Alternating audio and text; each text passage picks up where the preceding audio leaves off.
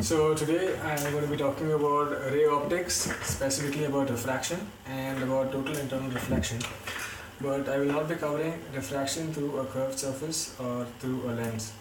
So with that, let's get started on the basics of refraction.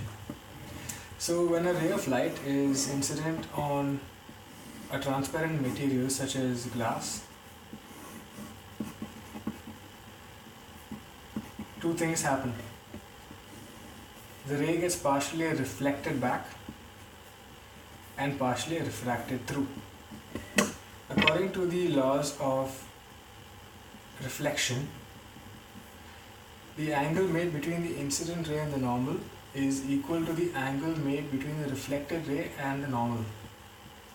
But when the incident ray passes through the surface, it bends or changes its direction. This ray is called a refracted ray, and the angle it makes with the normal is called the refracted angle of refraction. The reason why the ray of light bends as it passes through the medium is because the speed of light changes.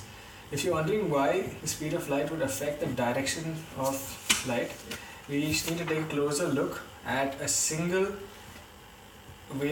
light wave as it travels from air to glass through an angle.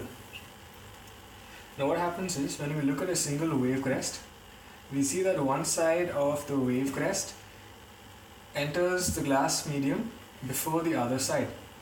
And since light travels faster in air than in glass, this part is faster. This part of the wave crest is faster when compared to the other end. Now, because of this difference in speed, the wave crest travels about this much of distance on one side, whereas on the other side it travels a larger distance. And because of the differences in distance covered, the wave of light tends to bend as it moves from air to glass.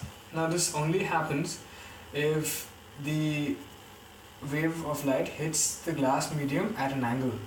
If it hits the glass perpendicularly, the entire wave crest slows down at the same time and no refraction takes place.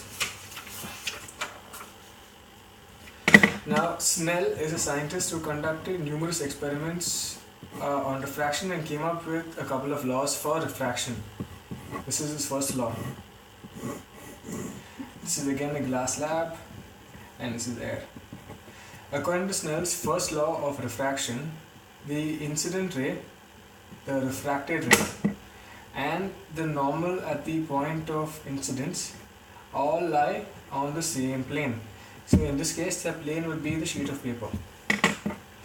According to his second law, the sine of the angle of incidence divided by the sine of the angle of diffraction is a constant given by n2 by n1, where n is the refractive index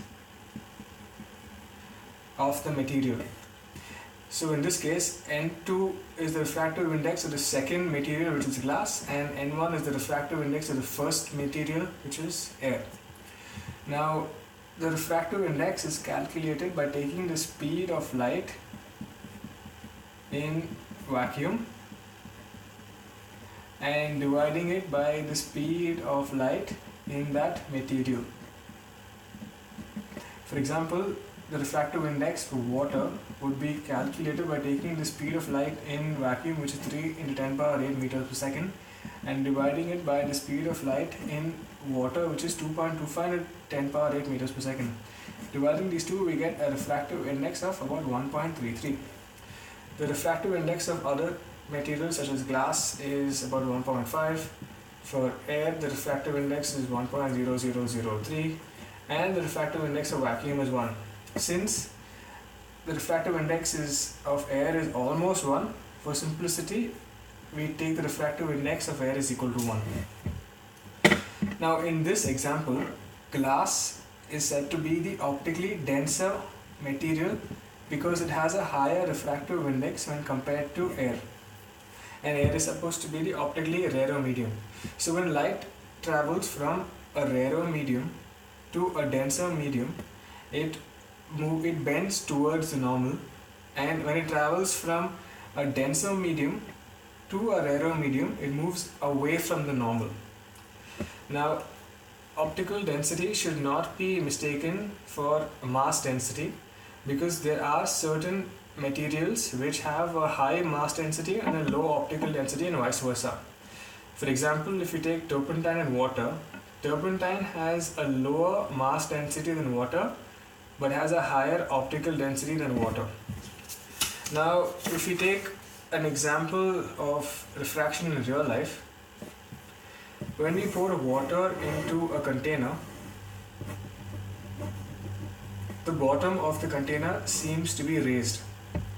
This is because when light rays bounce off the bottom and interact with the air-water interface, they get refracted outwards, and if anyone views this from the top, it seems that these rays are originating from a point much higher than the actual bottom of the container. So for the viewer, the apparent depth of the container will be this much, but the actual depth would be this much.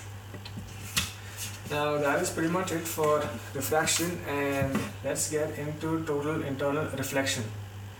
So again, I've taken a glass slab and taken air outside, and when a light ray moves from an optically denser medium to a rarer medium, two things happen. It gets partially refracted through, and it also gets partially reflected back. Now, as the angle of incidence increases, since the light ray tends to move away from the normal, the angle of refraction increases as well. Now, as the angle of incidence further increases, we come to a point where the angle of refraction is 90 degrees, and this makes the refracted ray just skim the surface between the interface of air and glass. This angle of incidence corresponding to an angle of refraction of 90 degrees is called critical angle, and it is calculated using the following formula. So we use Snell's law, which we learned earlier. So we have sin IC by sin R is equal to N2 by N1, N2 here being the refractive index of air, the second medium, and N1 being the refractive index of glass. Since R is 90 degrees and sin 90 becomes 1, sin IC by 1 is equal to N2 by N1, and IC is equal to sin inverse of N2 by N1. This is the formula to calculate the critical angle for each material. Now, when we further increase the angle of incidence, there is no refracted element and the entire ray gets reflected back. This is called total internal reflection. This is the principle used in optical fibers for communication purposes. Now, an optical fiber has two types of glass cemented together. The inner core consists of a glass of a higher refractive index, and the outer cladding consists of a glass of a low refractive index. So when a beam or a ray of light enters the optical fiber through one end, and assuming that the angle of incidence is greater than the critical angle, it undergoes multiple internal reflections until it comes out the other end.